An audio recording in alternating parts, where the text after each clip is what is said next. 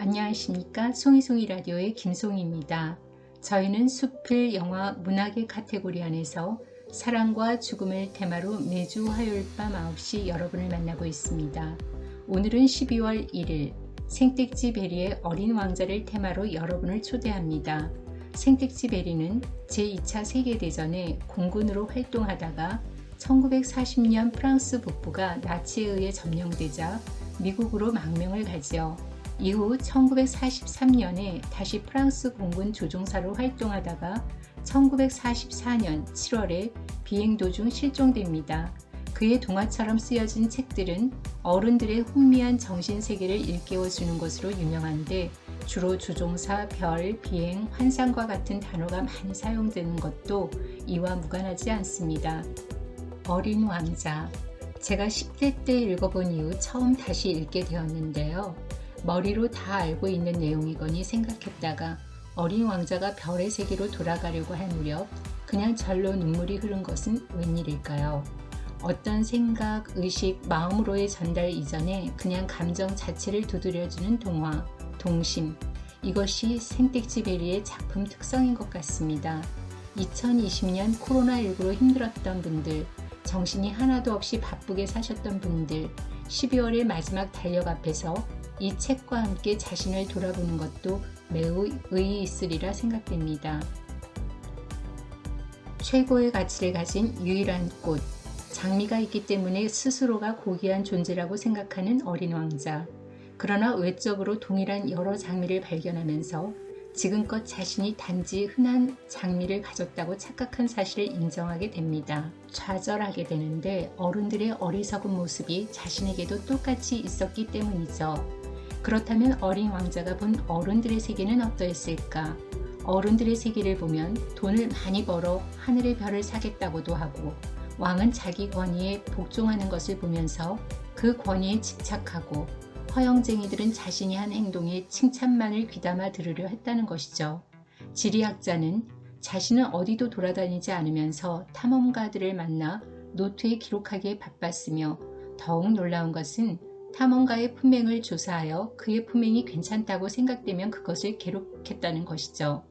세상에 그 어떤 것도 대단하게 자랑할 일도 권위도 없다는 것을 느끼는 어린 왕자가 장미꽃을 사랑하게 되면서 느끼게 된 것은 바로 자신도 어른 세계에 물들어가고 있다는 사실 때문이었을까요? 어린 왕자가 말합니다. 나는 세상에 하나밖에 없는 꽃을 가진 부자라고 생각했는데 흔한 장미꽃 하나를 가졌을 뿐이야. 거기에다 무릎밖에 안 차는 화산 3개. 그것도 하나는 영원히 꺼져 있을지도 모르는데 그런 걸 가지고 어떻게 훌륭한 왕자가 되겠어? 라며 풀밭에 엎드려 울었답니다. 왜 울었을까? 어린 왕자는 교훈을 얻습니다. 너의 장미꽃이 그토록 소중한 것은 그 꽃을 위해 네가 공들인 그 시간 때문일 거야. 어린 왕자는 여우를 만나는데 여우가 말합니다. 너는 아직 내게 세상에 흔한 여러 아이들과 전혀 다를 게 없는 한 아이에 지나지 않아. 그래서 나는 내가 필요 없어. 너도 역시 내가 필요 없지. 나도 세상에 흔한 여러 여우들과 전혀 다를 게 없는 한 여우에 지나지 않는 거야. 그러나 내가 나를 길들인다면 우리는 서로 필요하게 되지. 너는 나에게 이 세상에 하나밖에 없는 것이 될 거야. 나는 너한테 이 세상에 하나밖에 없는 것이 될 거고. 어린 왕자가 말합니다. 그렇지만 나는 시간이 없어. 나는 친구들을 찾아야 하고 알아야 할 것도 많고. 여우가 말합니다. 자기가 길들인 것밖에는 알 수 없는 거야. 사람들은 이제 어느 것도 알 시간이 없어. 그들은 미리 만들어진 것을 모두 상점에서 사지. 그러나 친구를 파는 상인은 없어. 그래서 사람들은 친구가 없지. 내가 친구를 갖고 싶다면 나를 길들여줘. 어린 왕자가 묻습니다. 어떻게 해야 해? 여우가 말합니다. 처음에는 나한테서 조금 떨어져서 바로 그렇게 풀밭에 앉아 있어. 난 곁눈질로 너를 볼 텐데 너는 말을 하지 마. 말은 오해의 근원이야. 그러나 하루하루 조금씩 가까이 앉아도 돼. 사막이 아름다운 건 어딘가에 우물이 있기 때문이야. 어린 왕자는 나에게 말합니다. 집이나 별이나 사막이나 그걸 아름답게 하는 것은 눈에 보이지 않는 것이야. 어린 왕자가 잠이 들자 이야기를 이끌어가는 나는 그를 품에 안고 다시 길을 걷습니다. 부서지기 쉬운 보물을 안고 가는 것 같은 느낌이었죠.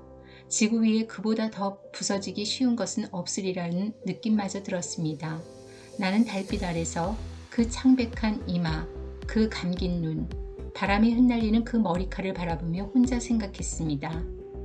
내가 여기 보고 있는 것은 껍질에 지나지 않아. 가장 중요한 것은 눈에 보이지 않아. 이와 같은 맥락의 얘기가 동양 철학의 장자에서도 나오죠. 마음의 재계란, 마음을 한 곳으로 모으는 것이다.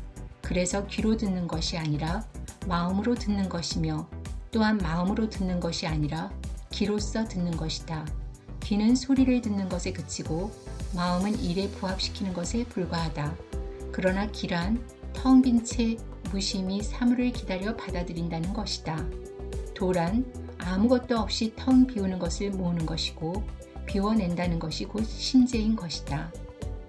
남의 말을 듣는 것이 아니라 내 깊은 내면의 소리를 듣기 위해 귀를 기울이는 것, 그것은 고요함과 평온함 안에서 비로소 자연과 완연한 일치를 이룰 수 있다는 것인데, 인간은, 아니 어른에겐 그것이 왜 그렇게 어려운 일이 되어버렸을까? 어린 왕자가 말하고자 한 것이 바로 이런 것 아닐까 싶습니다. 어린 왕자의 이야기를 덧치라는 것은 그 순수한 동심을 상실시킬 것 같아 오늘은 어린 왕자가 하는 말과 그에게 들려주는 나의 이야기로 매듭을 지어볼까 합니다.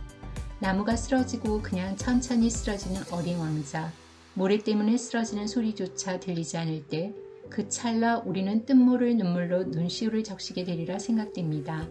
세상에서 가장 어려운 일은 사람이 사람의 마음을 얻는 일이란다.